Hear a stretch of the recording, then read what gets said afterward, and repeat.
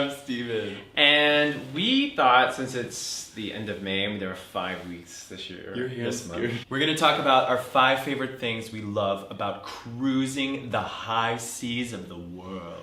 Well, together we've gone on 3 cruises. We were on a Caribbean cruise on Princess Cruise Lines. Yes. And we were on another Caribbean cruise on Disney Magic. The Disney Magic. And we were on another Caribbean cruise on the Allure of the Seas, which is Royal Caribbean.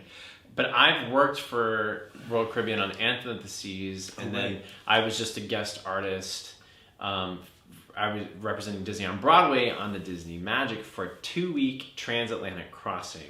But I didn't get to go on. But he couldn't go because he's working for Bette Midler. So Number five. Well, it depends on the ship you're on, but the pools. Or the hot tubs. Yeah.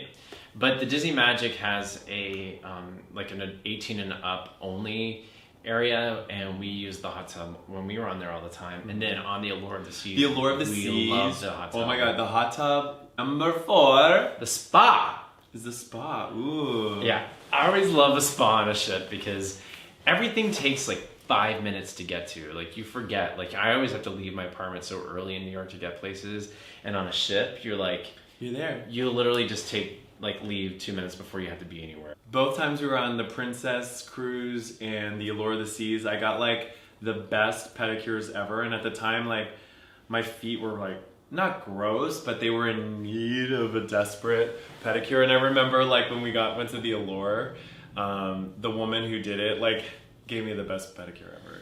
I had the best manicure pedicure on the Magic too. Number 3 is the entertainment. Because they have to entertain you on these ships. And the transatlantic was epic. I was one of the entertainers. So. You was one of the entertainers. Yeah, I got 2. I wasn't there. Performed on the main stage. And it's so interesting too. I performed my show on the Wednesday night of our 6 days at sea. Every day was a sea day. And actually the night I performed was the rockiest night. And so I was literally having to grip myself on the stage. But it was so fun. Did you use your Alexander technique? Yeah, I used my Alexander technique and held my core. Okay. And the first audience, I had two audiences, 2 45-minute shows.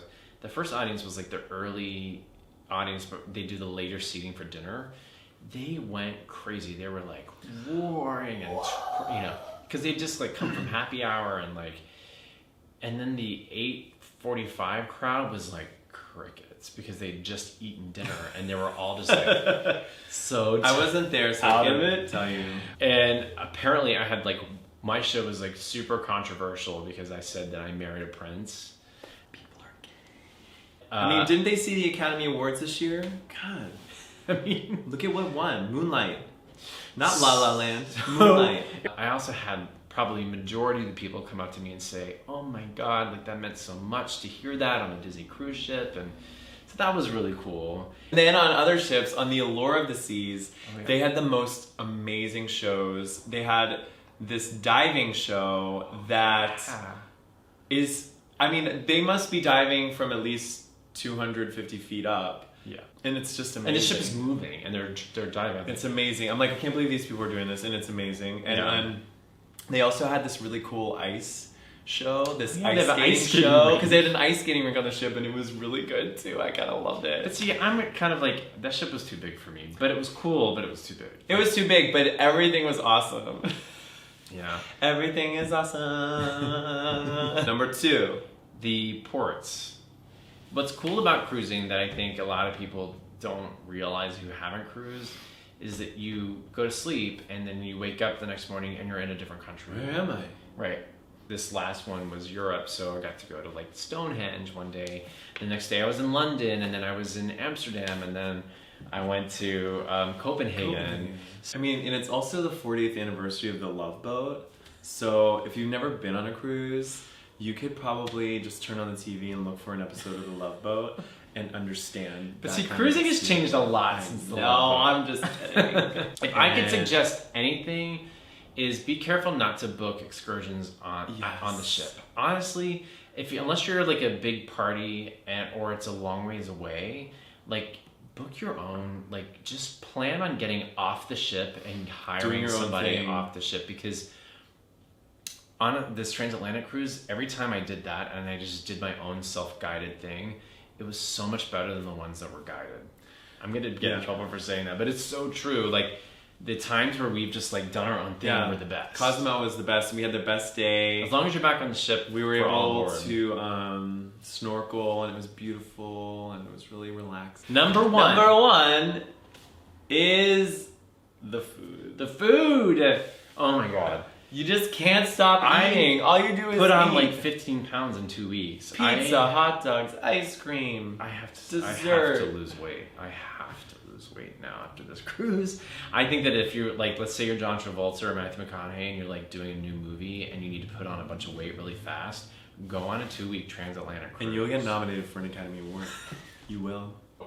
Yeah, because room service is included. Yeah. So you could just be in your cabin and just eat all day and not have to move. And then there's a buffet that's almost 24 hours a day where they have food unlimited. And then there's like specialty restaurants. And then there's your nightly rotation restaurants. And it's never ending. It's never ending, the food on a cruise. And so if you're foodies, and we're total foodies, it's fun. I mean, You'll never be hungry. You'll never be hungry, but I will say that some ships have been hit or miss on the food. And for me, Disney has been the best food that we've had on a cruise. I agree. And even on the transatlantic, I was like not disappointed. It's hard. We live in New York City, so we have access to this like really good food in New York. So going on a cruise, we're pretty judgmental of the food. But I never judged about the food. I just eat it. Next time I perform on a Disney cruise ship, he's coming with me. Hopefully can go. And by that point, I will have lost the weight that I just gained, and we will be able to put it back on. So what's your favorite part about cruising? Leave it in the comment section below. Make sure you give our video a thumbs up. Subscribe to this channel. Share it with your friends. And we'll talk to y'all later. Bye.